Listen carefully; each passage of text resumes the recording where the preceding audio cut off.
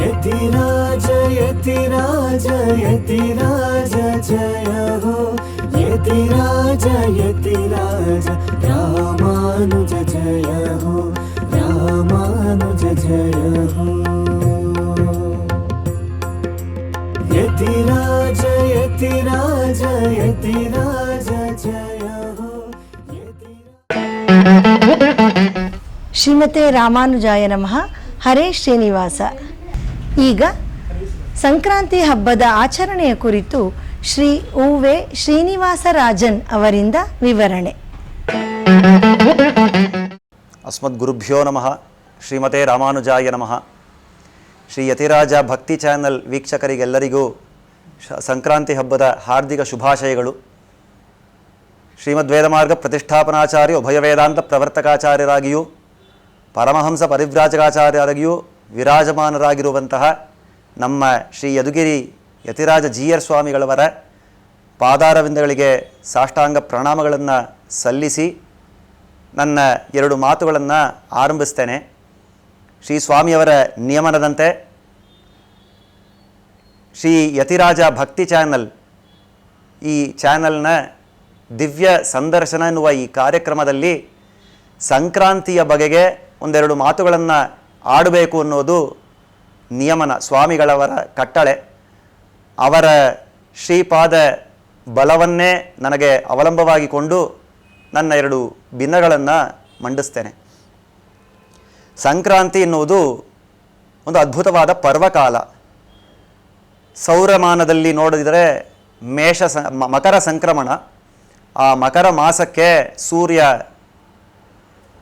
ಹೋಗುವ ಒಂದು ಕಾಲವಾಗಿದೆ. ಅದೇ ರೀತಿ ಉತ್ತರಾಯಣ ಪುಣ್ಯಕಾಲ ಅಂತಲೂ ಇದಕ್ಕೆ ಹೆಸರಿದೆ. ಸೂರ್ಯ ಉತ್ತರ ದಿಕ್ಕಿಗೆ ಚಲಿಸುವಂತಹ ಒಂದು ಕಾಲವಾಗಿದೆ ಈ ಉತ್ತರಾಯಣ ಪುಣ್ಯಕಾಲ.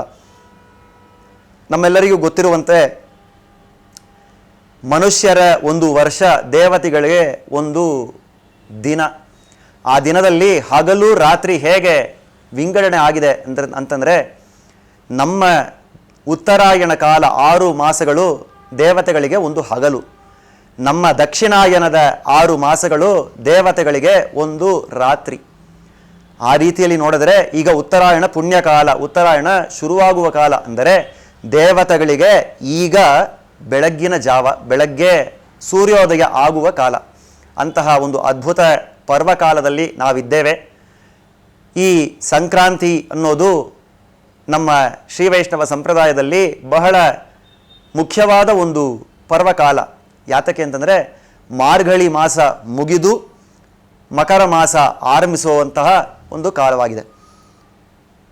ಆಂಡಾಳ್ 30 ದಿನಗಳ ಒಂದು ವ್ರತವನ್ನು ತಾನು ಅನುಷ್ಠಿಸಿ, ಅಂದರೆ ಅದನ್ನು ಅನುಕರಣ ಮಾಡಿ, ಗೋಪಿಗೆಯರನ್ನು ಅನುಕರಣ ಮಾಡಿ, ಆ ಅನುಕರಣೆಯಿಂದ ಭಗವಂತನ ಪರಿಪೂರ್ಣ ಅನುಗ್ರಹವನ್ನು ಹೊಂದಿ ಆ ಭಗವಂತನೊಂದಿಗೆ ಕೂಡಿದಳು ಅನ್ನೋದು ಈ ಭೋಗಿಯ ದಿನ ತಿರುಕಲ್ಯಾಣವನ್ನು ಮಾಡ್ತಾರೆ. ಆಂಡಾಳ್ ತಿರುಕಲ್ಯಾಣ ಅಂತ ನಾವೆಲ್ಲ ಅನುಭವಿಸ್ತೇವೆ. ಆ ಭೋಗಿ ತಿರುಕಲ್ಯಾಣದಲ್ಲಿ ಈ ವೈಭವವನ್ನು ನಾವು ನೋಡ್ತೇವೆ. ಅಂತಹ ಪರ್ವ ಕಾಲದಲ್ಲಿ ಈ ಸಂಕ್ರಾಂತಿಯು ಕೂಡಿರುತ್ತೆ. ಇದರ ವಿಶೇಷತೆ ಏನು ಅಂದರೆ, ಹೆಚ್ಚಾಗಿ ಈ ಗ್ರಾಮೀಣ ಪಕ್ಕಗಳಲ್ಲಿ ಇದನ್ನು ತುಂಬ ಅದ್ಭುತವಾಗಿ ಆಚರಿಸ್ತಾರೆ. ಬೆಳೆಗಳೆಲ್ಲ ಬೆಳೀತಾರಲ್ವ, ಅದರ ಆ ಒಂದು ಫಸಲು ಸಿಗುವಂತಹ ಅದ್ಭುತ ಕಾಲ ಇದು. ಈ ಕಟಾವುಗಳನ್ನೆಲ್ಲ ಮಾಡಿ ಬೆಳೆದ ಆ ಬೆಳೆಗಳನ್ನೆಲ್ಲ ಸೇರಿಸಿ ಮೊದಲ ಪೂಜೆ ಸಲ್ಲಿಸಿ, ಅದೇ ರೀತಿಯಾಗಿ ತಾವು ಆ ಭೂಮಿಯನ್ನು ಉಳೋಕ್ಕೆ ಇಟ್ಕೊಂಡಿದ್ದಂತಹ ದನ ಕರುಗಳು, ಆ ಗ್ರಾಮೀಣ ಪ್ರದೇಶದಲ್ಲಿರುವವರಿಗೆ ಅದುವೇ ಧನವಲ್ವೇ. ಆ ದನ ಕರುಗಳಿಗೆಲ್ಲ ಒಳ್ಳೆಯ ಸಿಂಗಾರವನ್ನು ಮಾಡಿ, ಪೂಜೆಯನ್ನು ಮಾಡಿ, ಕಿಚ್ಚು ಹಾರಿಸೋದು ಅಂತ ಒಂದು ಪದ್ಧತಿ ಇಟ್ಕೊಂಡಿದ್ದಾರೆ. ಅದಕ್ಕೆ ದೃಷ್ಟಿ ಕಳೆಯೋ ರೀತಿಯಲ್ಲಿಯೂ, ಅದರ ಭಯಗಳನ್ನು ನಿವಾರಣೆ ಮಾಡುವ ರೀತಿಯಲ್ಲಿಯೂ ಈ ಕಿಚ್ಚನ್ನು ಹಾರಿಸೋದು, ಹಸುಗಳನ್ನು, ಈ ಎತ್ತುಗಳನ್ನು ಕಿಚ್ಚು ಹಾರಿಸೋದು ಅನ್ನೋದನ್ನು ಮಾಡ್ತಾರೆ. ಈ ಒಂದು ಪರ್ವಕಾಲದಲ್ಲಿ ಎಳ್ಳು ಬೆಲ್ಲಗಳನ್ನು ಸೇರಿಸಿ ತಿನ್ನೋದು ವಾಡಿಕೆ. ಕನ್ನಡದಲ್ಲಿ ಎಲ್ಲರಿಗೂ ಗೊತ್ತಿರುವಂಥ ಒಂದು ಮಾತು, ಎಳ್ಳು ಬೆಲ್ಲ ತಿಂದು ಒಳ್ಳೆ ಮಾತನಾಡು ಥರ ಹೇಳ್ತಾರೆ. ಆ ರೀತಿಯಾಗಿ ಈ ಎಳ್ಳು ಬೆಲ್ಲಗಳನ್ನು ತಿನ್ನೋ ಅಂದರೆ ಎಲ್ಲರಿಗೂ ಹಂಚಿ ಇದನ್ನು ತಿನ್ನೋ ಪದ್ಧತಿ ಒಂದಿದೆ. ನಮ್ಮ ಶ್ರೀ ಸಂಪ್ರದಾಯದಲ್ಲಿ ಈ ದಿನ, ಈ ಸಂಕ್ರಾಂತಿಯ ದಿನ ಬಹಳ ಅದ್ಭುತವಾದ ಒಂದು ಕೊಂಡಾಟವಾಗಿ ಆಚರಣೆ ಮಾಡಲಾಗತ್ತೆ. ಹೊಸ ವಸ್ತ್ರಗಳನ್ನು ಉಟ್ಟು ಹೊಸ ಹುರುಪಿನಿಂದ ಭಗವಂತನಿಗೆ ವಿಶೇಷವಾದ ನೈವೇದ್ಯಗಳನ್ನೆಲ್ಲ ಮಾಡಿ, ಈ ಪೊಂಗಲ್, ಸಕ್ಕರೆ ಪೊಂಗಲ್ ಮೊದಲಾದ ಈ ವಿಶೇಷ ನೈವೇದ್ಯಗಳನ್ನು ಮಾಡಿ ಭಗವಂತನಿಗೆ ಅರ್ಪಿಸಿ, ನಂತರ ಎಲ್ಲರೂ ಕೂಡಿ ಇದ್ದು ಆ ಎಳ್ಳು ಬೆಲ್ಲಗಳನ್ನು ಭಗವಂತನಿಗೆ ಅರ್ಪಿಸಿ, ನಂತರ ಭಗವತ್ ತೀರ್ಥ ಅಂದರೆ ಭಗವಂತನಿಗೆ ತಿರುವಾರಾಧನೆ ಮಾಡಿದ ತೀರ್ಥ ಪ್ರಸಾದಗಳು, ಆಚಾರ್ಯನ ಶ್ರೀಪಾದ ತೀರ್ಥ, ಈ ರೀತಿಯಾಗಿ ವಿಶೇಷವಾಗಿ ಎಲ್ಲರೂ ಕೂಡಿ ಇದ್ದು ಸಂಭ್ರಮಿಸುವ ಅದ್ಭುತ ಒಂದು ಪರ್ವ.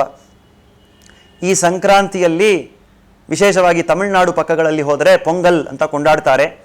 ಅಲ್ಲಿ ಈ ಪೊಂಗಲ್ ಅನ್ನುವ ಒಂದು ತಿಂಡಿಯನ್ನು ಅವರು ಮಾಡ್ತಾರೆ. ಕಾರಣವೇನೆಂದರೆ ಅದು ಉಕ್ಕತ್ತಲ್ವ, ಅದು ಪೊಂಗಲ್ ಅನ್ನೋದು ಒಂದು ಅದಕ್ಕೆಂದು ವಿಶೇಷವಾಗಿ ಕಬ್ಬಿನ ಜಲ್ಲೆಯನ್ನೆಲ್ಲ ಇಟ್ಟು ಆ ಮಣ್ಣಿನ ಮಡಕೆಯಲ್ಲೇ, ಸೌದೆಯ ಒಲೆಯಲ್ಲೇ ಆ ಪೊಂಗಲನ್ನು ಮಾಡಬೇಕಾದ್ರೆ ಅದು ಉಕ್ಕತ್ತಲ್ವ, ಆ ಉಕ್ಕೋದು ಒಂದು ಸಮೃದ್ಧಿಯ ಸಂಕೇತ ಅಂತ ಹೇಳಿ ಆ ಉಕ್ಕುವ ಮುಹೂರ್ತವನ್ನು ಅವರು ಕೊಂಡಾಡ್ತಾರೆ. ತುಂಬ ಆಶ್ಚರ್ಯವಾಗಿ ಆ ಕೊಂಡಾಟದಲ್ಲಿ ಈ ರೀತಿಯಾಗಿ ಎಲ್ಲರಿಗೂ ಒಂದು ವೈಭವವನ್ನು ತರುವಂತಹ ಒಂದು ಪುಣ್ಯಕಾಲ, ಉತ್ತರಾಯಣ ಪುಣ್ಯಕಾಲ.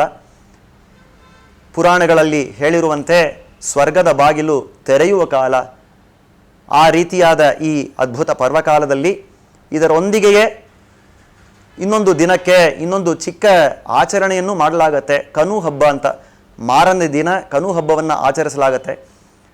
ಸಾಮಾನ್ಯವಾಗಿ ಈ ಶಾಸ್ತ್ರಗಳ ಹೊರತಾಗಿಯೂ ಹಿರಿಯರು ಆಚರಣೆ ಮಾಡ್ಕೊಂಡು ಬಂದಿರುವಂತಹ ಕೆಲ ಪದ್ಧತಿಗಳು ನಮ್ಮಲ್ಲಿವೆ. ಆ ರೀತಿಯಲ್ಲಿ ಮಾಡುವ ಒಂದು ಪದ್ಧತಿಯೇ ಕನು ಹಬ್ಬ.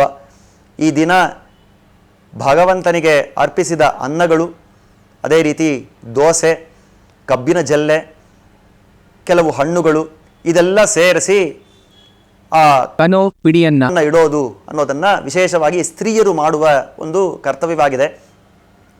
ಇದನ್ನು ಮಾಡೋ ಉದ್ದೇಶವೇನು ಅಂದರೆ, ಎರಡು ಹಬ್ಬಗಳು ಸ್ತ್ರೀಯರು ಕಡ್ಡಾಯವಾಗಿ ಕೊಂಡಾಡ್ತಾರೆ. ಒಂದು ಈ ಮಕರ ಸಂಕ್ರಮಣದ ನಂತರ ಅದರ ಮಾರನೇ ದಿನ ಮಾಡುವ ಈ ಕನು ಹಬ್ಬ, ಇನ್ನೊಂದು ಪಂಗುನಿ ಮಾಸದಲ್ಲಿ ಬರುವಂತಹ ಕಾರ್ಗಾಲಡೆ ಹಬ್ಬ ಅಂತ ಹೇಳ್ತಾರೆ. ಈ ಎರಡನ್ನ ಕಡ್ಡಾಯವಾಗಿ ಸ್ತ್ರೀಯರು ಆಚರಣೆ ಮಾಡ್ತಾರೆ. ಕಾರಣವೇನೆಂದರೆ, ಆ ಕಾರ್ಗಾಲಡೆ ಹಬ್ಬ ತನ್ನ ಮಾಂಗಲ್ಯ ಗಟ್ಟಿರಬೇಕು ಅನ್ನೋದಕ್ಕೋಸ್ಕರ ಅಲ್ಲಿ ಆಚರಣೆ ಮಾಡ್ತಾರೆ. ಅದೇ ರೀತಿ ತಾವು ಹುಟ್ಟಿದ ಮನೆಗೆ ಒಂದು ಶ್ರೇಯಸ್ಸುಂಟಾಗಬೇಕು ಅನ್ನೋ ಒಂದು ಕಾರಣಕ್ಕಾಗಿ ಈ ಕನು ಹಬ್ಬವನ್ನು ಮಾಡ್ತಾರೆ.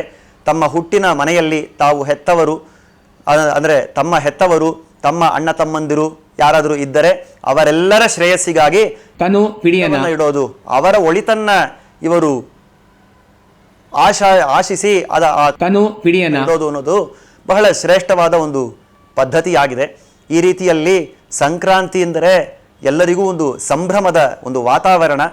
ಈ ಸಂಭ್ರಮದ ವಾತಾವರಣದಲ್ಲಿ ಎಲ್ಲರೂ ಎಳ್ಳು ಬೆಲ್ಲಗಳನ್ನು ತಿಂದು ಒಳ್ಳೆಯ ಮಾತಾಡಿ ಎಲ್ಲರೂ ಸತ್ಪ್ರಜೆಗಳಾಗಿ ಭಗವಂತನ ಆಚಾರ್ಯರ, ವಿಶೇಷವಾಗಿ ನಮ್ಮ ಆಚಾರ್ಯರಾದ ಶ್ರೀ ಯದುಗಿರಿ ಯತಿರಾಜ ನಾರಾಯಣ ರಾಮಾನುಜ ಜೀಯರ್ ಸ್ವಾಮಿಗಳವರ ಆಶೀರ್ವಾದದೊಂದಿಗೆ ಎಲ್ಲರೂ ಸುಖ ಸಮೃದ್ಧಿಗಳಿಂದ, ಅನೇಕ ಧನ ಕನಕಾದಿ ಅಷ್ಟ ಐಶ್ವರ್ಯಗಳಿಂದ ನಾವೆಲ್ಲರೂ ಸುಖವನ್ನು ಹೊಂದಿ ಭಗವಂತನಲ್ಲಿ ವಿಶೇಷವಾಗಿ ಕೈಂಕರ್ಯ ಆ ನಿಷ್ಠೆಯನ್ನು ಹೊಂದಿ ಕೈಂಕರ್ಯಗಳನ್ನು ಉತ್ತರೋತ್ತರವಾಗಿ ವರ್ಧಿಸಿಕೊಳ್ಬೇಕು ಅನ್ನುವ ಪ್ರಾರ್ಥನೆಯೊಂದಿಗೆ ಈ ಎರಡು ಮಾತನ್ನು ಮುಗಿಸ್ತೇನೆ. ಶ್ರೀಮತೆ ಸೌಮ್ಯಜಾ ಮಾತೃ ಮುನೀಂದ್ರಾಯ ಮಹಾತ್ಮನೆ ಶ್ರೀರಂಗ ವಾಸಿನೇ ಭೂಯಾ ನಿತ್ಯಶ್ರೀರ್ ನಿತ್ಯಮಂಗಳಂ. ಶ್ರೀಮತೆ ರಾಮಾನುಜಾಯ ನಮಃ.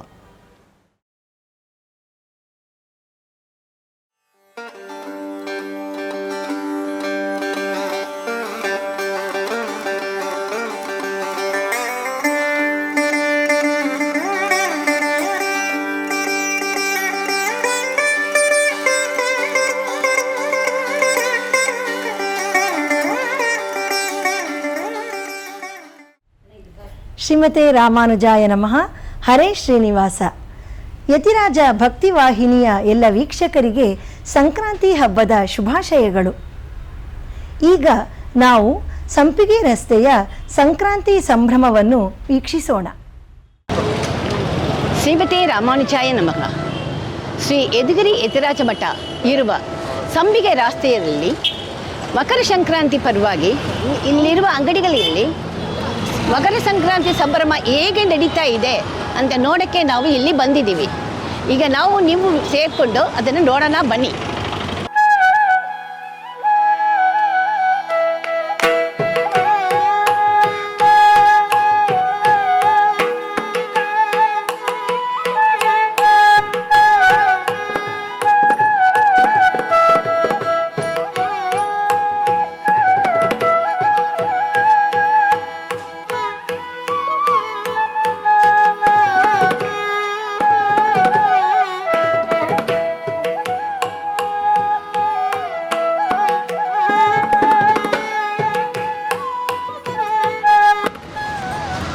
ನೀವು ಎಷ್ಟು ವರ್ಷದಿಂದ ಇಲ್ಲಿ ಮಾಡ್ತಾ ಇದ್ದೀರಾ ವ್ಯಾಪಾರ? ಹಳೆ ಇದರಿಂದ ತಾತ ಅಜ್ಜಿ ಕಾಲದಿಂದವರೆಗೂ ಇದೇ ಬಿಸ್ನೆಸ್.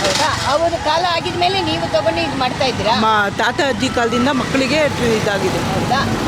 ಸೊ ನಿಮಗೆ ಈ ಸಂಭ್ರಮದಲ್ಲಿ ಏನೇನು ತಗೊಂಡು ಬರಬೇಕು, ಯಾವ ಥರ ಮಾಡಬೇಕು ಎಲ್ಲ ನಿಮಗೆ ತಿಳುವಳಿಕೆ ಇದೆ?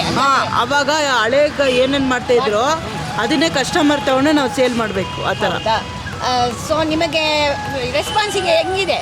ಜನ ಬರ್ತಾ ಇದ್ದಾರಾ? ಯಾವತ್ತಿಂದ ಶುರು ಮಾಡಿದ್ದೀರಾ ವ್ಯಾಪಾರನ? ನಿನ್ನೆಯಿಂದ ಸ್ಟಾರ್ಟ್ ಮಾಡಿದ್ದೀರಾ? ಐಟಮ್ ಹಾಕಿ. ಈಗ ಎಷ್ಟು ಜನ ಯಾವಾಗ ಬಂದು ಬೆಳಗ್ಗೆ ಬಂದು ತಗೊಳ್ತಾರಾ, ಇಲ್ಲ ಹಬ್ಬಕ್ಕೆ ಹಿಂದಿನ ದಿನಾನೇ ಬಂದು ತಗೊಳ್ತಾರಾ? ನಿನ್ನೆಯಿಂದನೇ ಸ್ಟಾರ್ಟ್ ಮೇಡಮ್. ನಿನ್ನೆಂದೇ ತಗೊಳಕ್ಕೆ ಶುರು ಮಾಡಿದ್ದೀರಾ? ಇವತ್ತಿಂದ ಸ್ಟಾರ್ಟ್. ಸೊ ನಿಮಗೆ ಸಂತೋಷವಾಗಿದೆ?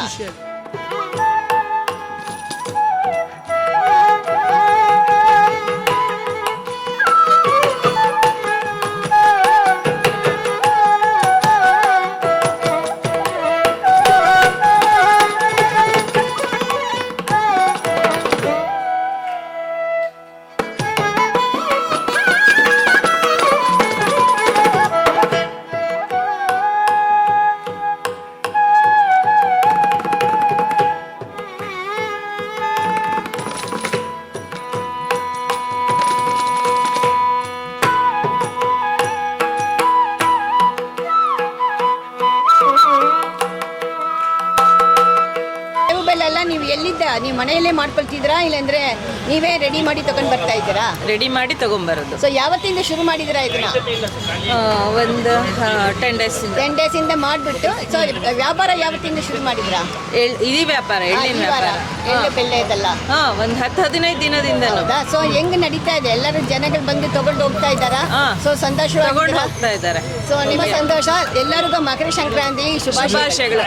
ಸಂಕ್ರಾಂತಿ ಹಬ್ಬದ ಬಗ್ಗೆ ಮಾತಾಡ್ಬೋದಾ? ಮಾತಾಡಿ, ಧಾರಾಳವಾಗಿ ಮಾತಾಡಿ.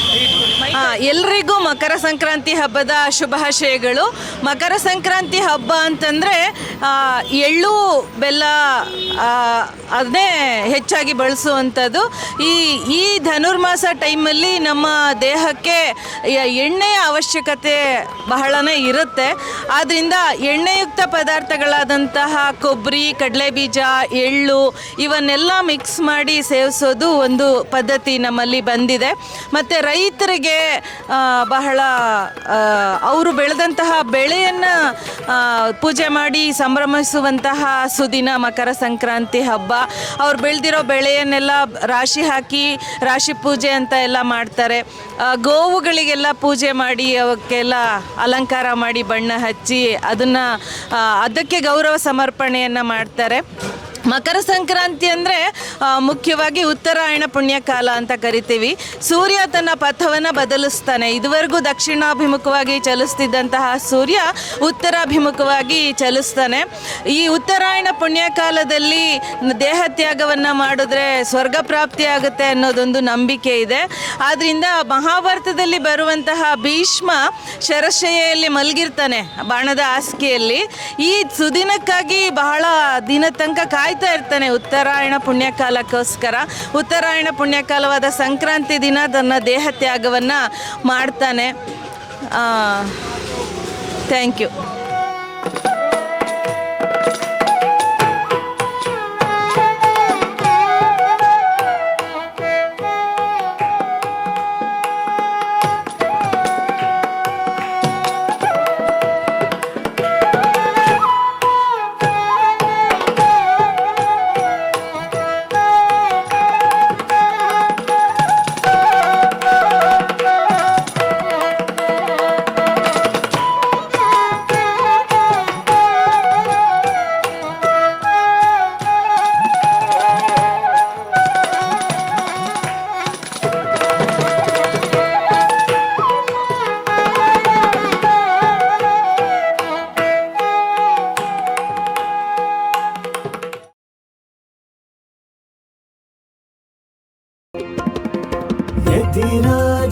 यतिराज यतिराज जय हो यतिराज यतिराज रामानुज जय हो रामानुज जय हो।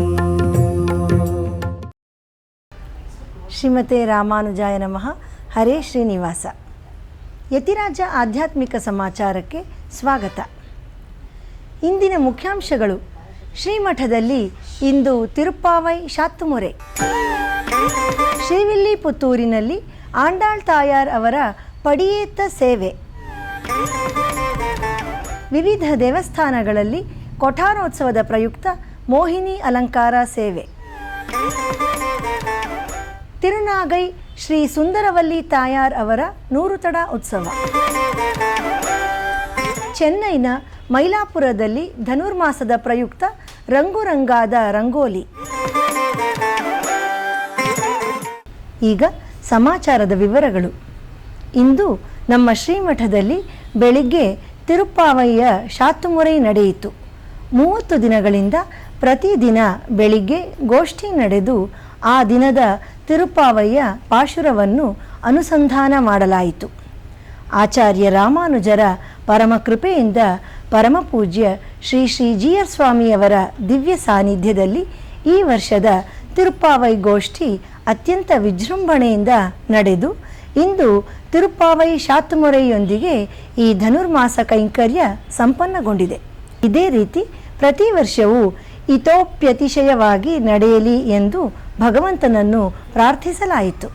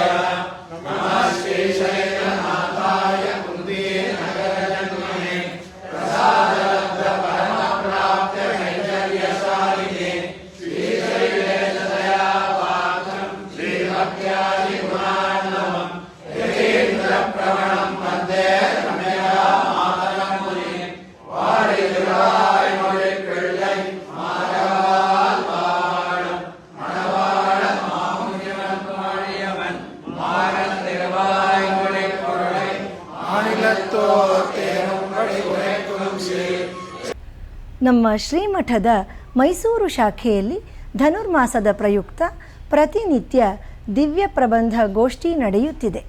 ನಿನ್ನೆ 29ನೇ ದಿನ ಹಾಗೂ ಕೊಠಾರೋತ್ಸವದ 9ನೇ ಉತ್ಸವ. ತಿರುಪ್ಪಾವೈಯ 29ನೇ ಪಾಶುರದ ಪಾರಾಯಣ ನಡೆಯಿತು. ಮಹಾಮಂಗಳಾರತಿಯ ನಂತರ ಗೋಷ್ಠಿ ನಡೆದು ತೀರ್ಥ ಪ್ರಸಾದ ವಿನಿಯೋಗಿಸಲಾಯಿತು.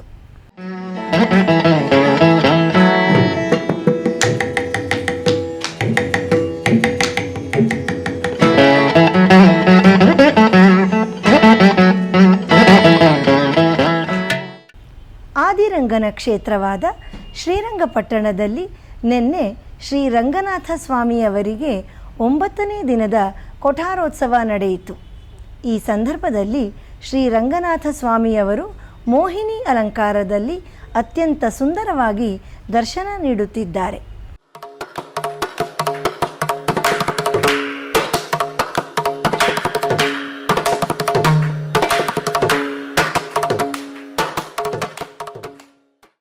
ಮಲ್ಲೇಶ್ವರಂ ಮಾರ್ಕೆಟ್ನಲ್ಲಿರುವ ಶ್ರೀ ಶ್ರೀನಿವಾಸನ ದೇವಸ್ಥಾನದಲ್ಲಿ ಕೊಠಾರೋತ್ಸವ ನಡೆಯುತ್ತಿದೆ. ಈ ಉತ್ಸವದ 9ನೇ ದಿನವಾದ ನಿನ್ನೆ ಶ್ರೀನಿವಾಸನಿಗೆ ಶ್ರೀ ಕೃಷ್ಣನ ಅಲಂಕಾರ ಮಾಡಲಾಯಿತು. ನಂತರ ಕೊಟಾರೋತ್ಸವ ನಡೆದು ಆಳ್ವಾರರುಗಳಿಗೆ ಮರ್ಯಾದೆ ನಡೆಯಿತು.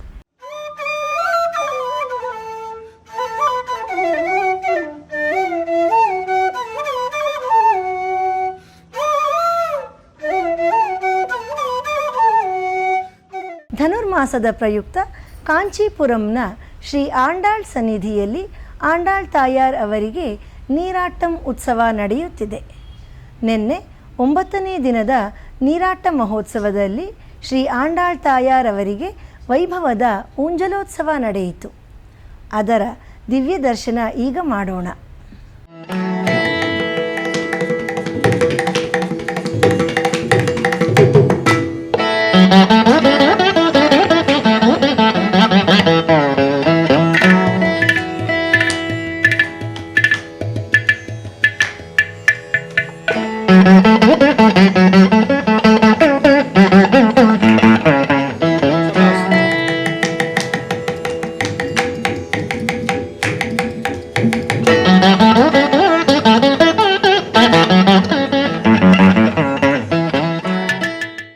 ತಮಿಳುನಾಡಿನ ತಿರುನಾಗೈ ದಿವ್ಯದೇಶ ತಿರುಮಂಗೈ ಆಳ್ವಾರ್ ಅವರಿಂದ ಮಂಗಳಾಶಾಸನವಾದ ಕ್ಷೇತ್ರ. ಇಲ್ಲಿಯ ದೇವರು ಸೌಂದರರಾಜ ಪೆರುಮಾಳ್. ಅತ್ಯಂತ ಸುಂದರವಾದ ಎತ್ತರವಾದ ಮೂರ್ತಿ. ಇಲ್ಲಿನ ತಾಯಾರ್ ಸೌಂದರ್ಯವಲ್ಲಿ. ಈ ಸ್ಥಳದಲ್ಲೇ ತ್ರೇತಾಯುಗದಲ್ಲಿ ಧ್ರುವನು ಭಗವಂತನಿಂದ ವರವನ್ನು ಪಡೆದ ಎಂದು ಪ್ರತೀತಿ ಇದೆ. ಈ ಕ್ಷೇತ್ರದಲ್ಲಿ ತಿರುಪ್ಪಾವಯ್ಯ ಕೂಡಾರೈ ವೆಲ್ಲುಂ ಪಾಶುರದ ಪಾರಾಯಣದ ಸಂದರ್ಭದಲ್ಲಿ ಭಗವಂತನಿಗೆ 100 ಮಣ್ಣಿನ ಪಾತ್ರೆಗಳಲ್ಲಿ ಅಕ್ಕಾರ ವಡಿಶಿಲ್ ಪ್ರಸಾದವನ್ನು ಸಮರ್ಪಿಸಿ ನಿವೇದನ ಮಾಡಲಾಯಿತು. ನಂತರ ಭಕ್ತಾದಿಗಳಿಗೆ ಈ ಪ್ರಸಾದವನ್ನು ವಿತರಣೆ ಮಾಡಲಾಯಿತು.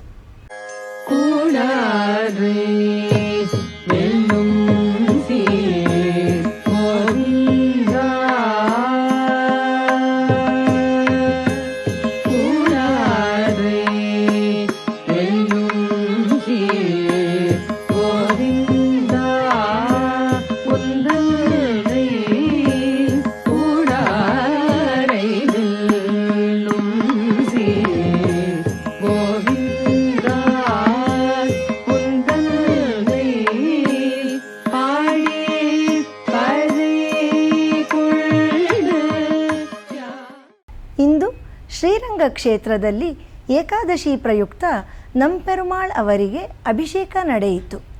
ಈ ಸಂದರ್ಭದಲ್ಲಿ ಶ್ರೀ ಉ.ವೆ. ವೇದವ್ಯಾಸ ಭಟ್ಟರ್ ಅವರಿಂದ ಕಟೀಯದ ಪಠಣ ನಡೆಯಿತು.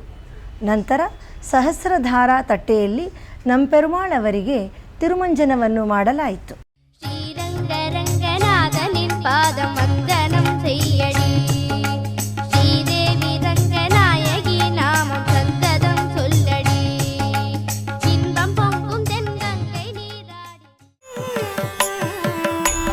ಈಗ ಒಂದು ಪುಟ್ಟ ವಿರಾಮ.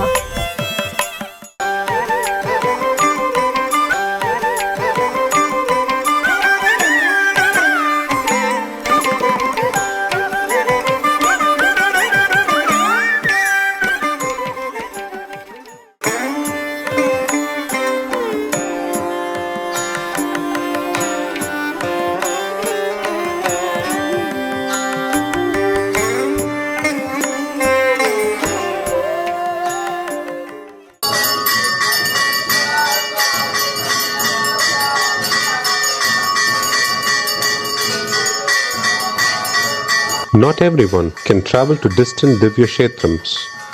Not everyone can witness the grandeur of sacred Garudotsava. Yet, moved by the boundless compassion for devotees, His Holiness Sri Sri Sri Yadugiri Yatiraja Narayana Ramanuja Jiyar Swamiji envisioned a divine possibility to bring that rare darshana, to bring that timeless grace here to Mysuru. Thus was born the Pancha Garuda Seva Mahotsava, a sacred confluence of devotion, tradition, and living sampradaya. January 18th, 2026 marks a historic moment. For the first time ever, 12 deities from temples in and around Mysuru will participate in the annual Garuda Seva Mahotsava. This is the Dwadasa Garuda Seva Mahotsava, the largest Garudotsava of its kind, a darshana that must be seen, felt, and received by the heart. Join us at the Mahajana College Playground, Mysuru. Witness the divine procession. Receive the boundless grace of Sriman Narayana. Lokasamasta Sukhino Bhavantu. ಆಧ್ಯಾತ್ಮಿಕ ಸಮಾಚಾರಕ್ಕೆ ಮತ್ತೆ ಸ್ವಾಗತ. ಶ್ರೀ ಆಂಡಾಳ್ ತಾಯಾರ್ ಅವರ ಕ್ಷೇತ್ರವಾದ ಶ್ರೀವಿಲ್ಲಿಪುತ್ತೂರಿನಲ್ಲಿ ಧನುರ್ಮಾಸದ ಪ್ರಯುಕ್ತ ಪ್ರತಿನಿತ್ಯ ಆಂಡಾಳ್ ತಾಯಾರ್ ಅವರಿಗೆ ವಿಶೇಷ ಅಲಂಕಾರ ಉತ್ಸವಾದಿಗಳು ನಡೆಯುತ್ತಿದೆ. ಇದೇ ಸಂದರ್ಭದಲ್ಲಿ ಎಣ್ಣೆ ಕಾಪು ನೀರಾಟೋತ್ಸವ ಸಹ ನಡೆಯುತ್ತದೆ. ನಿನ್ನೆ ಮಂಗಳವಾರದ ಪ್ರಯುಕ್ತ ಆಂಡಾಳ್ ತಾಯಾರ್ ಅವರಿಗೆ ನೀರಾಟೋತ್ಸವ ನಡೆದು ಪಡಿಯೇತ್ತ ಸೇವೆ ನಡೆಯಿತು. ಅಂತಹ ದಿವ್ಯವಾದ ಪಡಿಯೇತ್ತ ಸೇವೆಯನ್ನು ನಾವು ಈಗ ಮಾಡೋಣ. கோதை பிறந்தவூர் கோவிந்தன் வாழுமூர் சோதி மணிமாடம் தோன்றுமூர். ಚೆನ್ನೈ ನಗರದ ಮೈಲಾಪುರದಲ್ಲಿ ಮಾರ್ಹಳಿ ಮಾಸವನ್ನು ಅತ್ಯಂತ ವಿಶಿಷ್ಟವಾಗಿ ಆಚರಿಸುತ್ತಾರೆ. ಮೈಲಾಪುರದ ಮುಖ್ಯ ರಸ್ತೆಯನ್ನು ಶುಚಿಗೊಳಿಸಿ ಅಲ್ಲಿಯ ಭಕ್ತಾದಿಗಳು ರಸ್ತೆ ಪೂರ್ತಿ ರಂಗೋಲಿ ಹಾಕುತ್ತಾರೆ. ಇದರಲ್ಲಿ ವಿವಿಧ ವರ್ಣಗಳಿಂದ ಕೂಡಿದ ಹೂವುಗಳು, ದೇವಸ್ಥಾನಗಳು, ರಥಗಳು, ಪೊಂಗಲ್ ಹಬ್ಬದ ಆಚರಣೆಗಳು ಇತ್ಯಾದಿ ಚಿತ್ರಗಳು ಅತ್ಯಂತ ಆಕರ್ಷಣೀಯವಾಗಿ ಮೂಡಿಬಂದಿದೆ. ಈಗ ಅದರ ಒಂದು ಸುಂದರ ದೃಶ್ಯ ನೋಡೋಣ.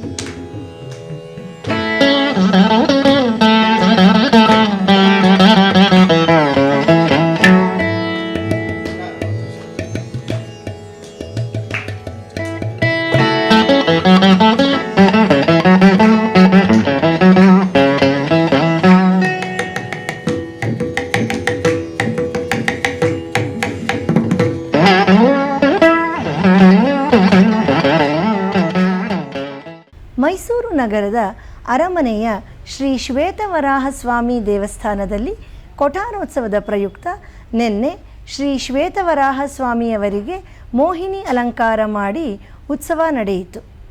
ಈ ಉತ್ಸವದಲ್ಲಿ ಶ್ವೇತವರಾಹ ಸ್ವಾಮಿಯು ಅತ್ಯಂತ ಸುಂದರವಾಗಿ ಮನಮೋಹಕವಾಗಿ ನೀಡುತ್ತಿರುವ ದರ್ಶನ ಎಲ್ಲರ ಕಣ್ಮನ ಸೆಳೆಯಿತು.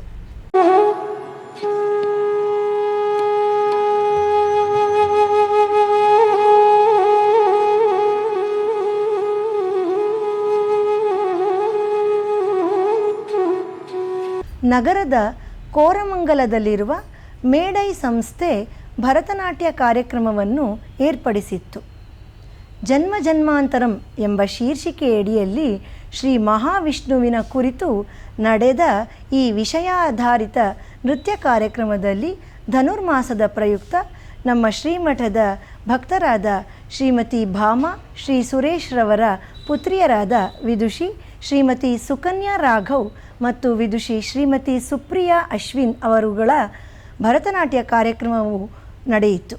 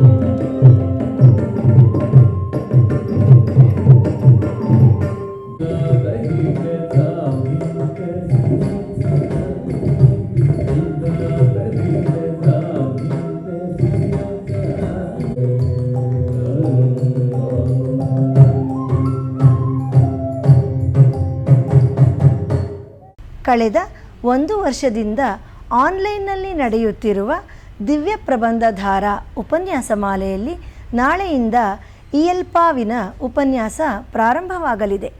ಅದರಲ್ಲಿ ಬೆಳಿಗ್ಗೆ 7:30ಕ್ಕೆ ಶ್ರೀ ಪೊಯ್ಗೈ ಆಳ್ವಾರ್ ಅನುಗೃಹೀತವಾದ ಮೊದಲನೇ ತಿರುವಂದಾದಿಯ ಮೊದಲ 10 ಪಾಶುರಗಳ ಉಪನ್ಯಾಸ ಶ್ರೀ ಉವೆ ವಡಕರೈ ಎನ್ ವಿಜಯರಾಘವ ಅಯ್ಯಂಗಾರ್ ಅವರಿಂದ ನಡೆಯಲಿದೆ. ಗುರುವಾರದ ಪಂಚಾಂಗ ಶ್ರೀ ವಿಶ್ವಾವಸು ನಾಮ ಸಂವತ್ಸರ, ದಕ್ಷಿಣಾಯನ, ಹೇಮಂತ ಋತು, ಪುಷ್ಯಮಾಸ, ಕೃಷ್ಣ ಪಕ್ಷ, ದ್ವಾದಶಿ, ಜ್ಯೇಷ್ಠ ನಕ್ಷತ್ರ, ಉತ್ತರಾಯಣ ಪುಣ್ಯಕಾಲ, ಮಕರ ಸಂಕ್ರಮಣ, ಸಂಕ್ರಾಂತಿ ಹಬ್ಬ. ಇಲ್ಲಿಗೆ ಇಂದಿನ ಆಧ್ಯಾತ್ಮಿಕ ಸಮಾಚಾರ ಮುಕ್ತಾಯಗೊಂಡಿದೆ. ನಾಳೆ ಮತ್ತೊಂದು ಶೀರ್ಷಿಕೆಯೊಂದಿಗೆ ಭೇಟಿಯಾಗೋಣ. ಶ್ರೀಮತೆ ರಾಮಾನುಜಾಯ ನಮಃ. ಹರೇ ಶ್ರೀನಿವಾಸ. ಆಧ್ಯಾತ್ಮಿಕ ಸುದ್ದಿ ಸಮಾಚಾರಗಳಿಗೆ ತಪ್ಪದೇ ವೀಕ್ಷಿಸಿ ನಿಮ್ಮ YBC ಚಾನಲ್. ಯತಿರಾಜ ಯತಿರಾಜ ಯತಿರಾಜ ಜಯ ಹೋ, ಯತಿರಾಜ ಯತಿರಾಜ ರಾಮಾನುಜ ಜಯ ಹೋ, ರಾಮಾನುಜ ಜಯ